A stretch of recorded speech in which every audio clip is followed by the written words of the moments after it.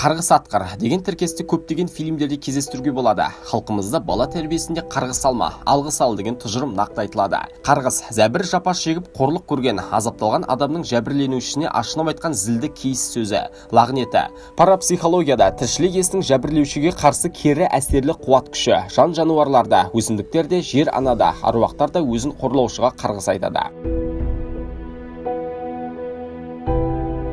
Көптеген адамдар қарғыс тек қана кинода кездеседі деп санайды, бірақ нақты өмірде қарғысқа қатысты қасіретті оқиғалар көптеп кездеседі. Сізге әлемдегі ең танымал, қалт кетпеген қарғыстардың қатарын ұсынамыз.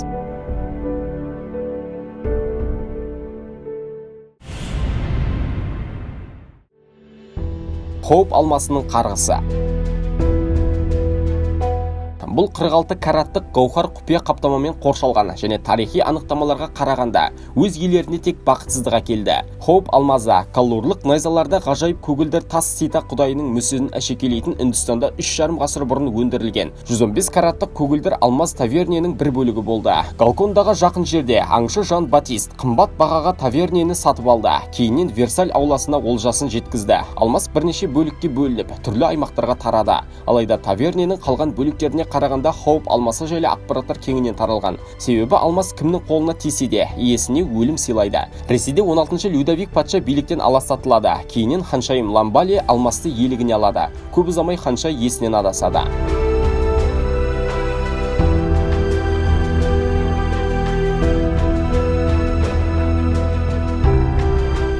Тутанхамонның қарғысы. Тағы бір кең танымал қарғыс Египет фараондарының қабіріне байланысты. Олардың көпшілігінің қабырғаларында Мысырдың құдайға ұқсас билеушілерінің өлгеннен кейінгі бейітін тонағандарды қарғыс атады делінген. Перғауындарға қатысты қарғысты адамдар тек миф рөлінде қабылдады. Кейіннен Тутанхамонның қабірін қазу кезіндегі мистикалық оқиғалардың орын алуы адамдардың үрейін туғызды. Экспедицияны қаржыландырған лорд Карнавонның ағзасына комар тістеуінен түскен инфекция өлім әкелді. Кейіннен экспедицияның барлық 11 мүшесі жұмбақ жағдайда қаза тапты. Олардың ең соңғысы өлімі алдында мен осы қорқыныштарға төтеп бере алмаймын, өмірімнен әрі қарай жақсы ештеңе күтпеймін деп жазба қалдырған. Осы оқиғадан соң мистикалық бағыттағы қауесет өрши түсті.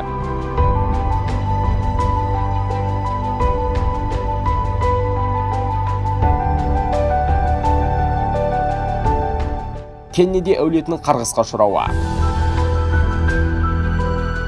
Бұл атақты америкалық отбасы қарғысқа ұшырағандар қатарынан саналады. Бұған себеп Кеннедимен болған қайғылы оқиға болды.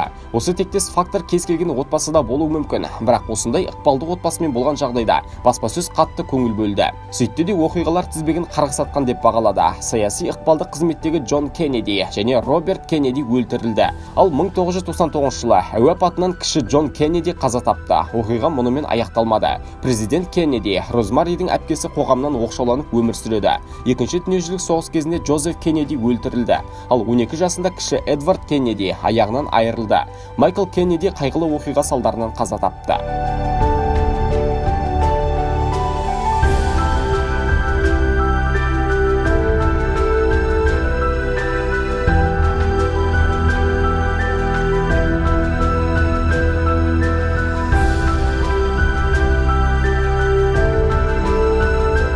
Халқымызда ең жаман қарғыс білме, білгеннің тілін алма делінеді. Адамдардың қарғыс айтуы жаны қатты күйзелген сәтке дөп түседі. Бірақ көсеген көгергір, өркенің өскір сықылды жақсы салдарға жетелейтін жұмсақ қарғыстар да бар. Тіпті болмады айтуым керек деп тұрсаңыз, сіз де осылай айта салыңыз. Біреуге өлім тілегеннен өзіңізге өмір тілеген пайдалырақ.